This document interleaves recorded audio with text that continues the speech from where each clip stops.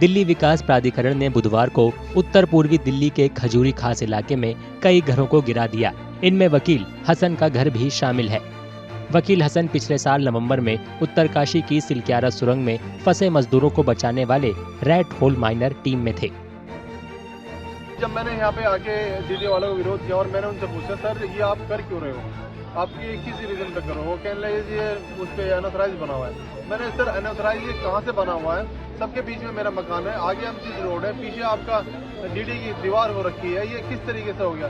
लेकिन उनके हिसाब से बस ये अनऑथराइज है, उनके हिसाब से ये वाला प्लॉट, बाकी सब यहाँ वैलिड है। अब आप क्या चाहते हैं? मैं कुछ ज्यादा नहीं चाहता, मैं सिर्फ अपना घर चाहता हूँ जिसमें मैं अपने बच्चों के साथ रहता हूँ। हसन के परिवार ने गुरुवार को घर गिराए जाने पर अफसोस जताया। उन्होंने पिछले दिन की घटना का ब्यौरा दिया।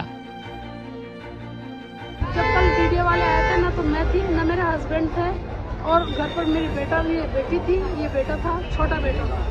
वीडियो वालों ने आकर ये कहा कि हम पड़ोसी हैं, जरा दरवाजा खोल दीजिए। इन्होंने जब दरवाजा नहीं खोला तो उन्होंने हाथापाई मतलब दरवाजे में बजाना शुरू कर दिया। जब वैसे दरवाजा नहीं खोल पाया तो फिर उन्होंने गेटी से दरवाजा तोड़ा, जो गेटी से टूटा, फिर बाकी उन्होंने जेसीबी से दरवाजा तोड़ा।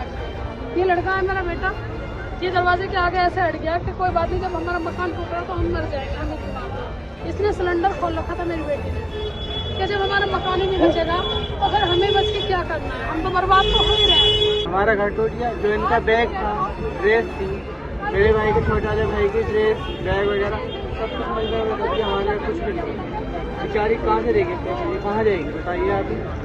सरकार के साथ सोचा था, सरकार ने कहा था कि हम आपका मकान बनवाएंगे और बैठ के दावत खाएंगे ना आपके मकान में। और यहाँ हमारे साथ बात झोपड़ी बैठ के दावत खाएंगे। डीडीए के मुताबिक उस जमीन पर घर गिराए गए जिस पर विकास की योजना बनाई गई है। पुलिस ने कहा कि अभियान के दौरान अवैध रूप से बने कई घर गिराए गए। बीजेपी सांसद मनोज तिवारी और दिल्ली के एलजी विनय कुमार सक्सेना ने गुरुवार को भरोसा दिया कि रेड होल माइनर को प्रधानमंत्री आवास योजना के तहत घर दिया जाएगा। हम लोगों ने बात किया है सबसे, हम उनको प्रधानमंत्री आवास योजना के तहत जैसा 3025 घर दिए हैं झुग्गी वालों को, उसी में उनको शामिल कर रहे हैं, उनको बहुत जल्दी घर देंगे। उनका कहना था कि सांसद जी हमारे पास आए थे, उन्होंने भरोसा दिया था कि आपका मकान हम नहीं तोड़ने देंगे। नहीं, मैंने बिल्कुल कहा था, मैंने उनको कहा ही था जिस दिन हम उनको सम्मानित कर रहे थे, उन्होंने हमको बताया था। लेकिन जब हम उसमें गए तो देखे उसमें काफ़ी प्रॉब्लम्स थी, तो हम उनको लीगली उनको घर देंगे, ये आपको मैं विश्वास दिलाया। मुझे बताया गया है और उसको ज़रूर हम कंपनसेट करेंगे, उसको घर भी दिया जाएगा। हालांकि वकील हसन ने कहा कि इस घटना के बाद प्रशासन की तरफ से कोई नहीं आया था।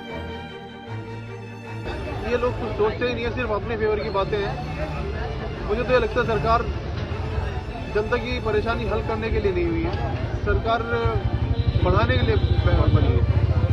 कोई भी अगर जनप्रतिनिधि से मिलना चाहता है, कोई भी इंसान ऐसे नहीं उनसे सीधा सिंपल जाके मिल सकता है। कोई उनके अप्रोच का आदमी वही मिल लेगा, या कोई बड़े लेवल का आदमी वो मिल लेगा। गरीब आदमी के लिए कोई जगह नहीं है उनके पास में। अभी तक इतना बड़ा हादसा, इतना बड़ा घटना घटित होने के बाद भी किसी अधिकारी, किसी का ये नहीं हुआ कि कोई आके हमसे मिला हो। नवंबर 2023 में उत्तराखंड में बन रहे सुरंग का एक हिस्सा ढह जाने से उसमें 41 मजदूर 17 दिन तक फंसे हुए थे।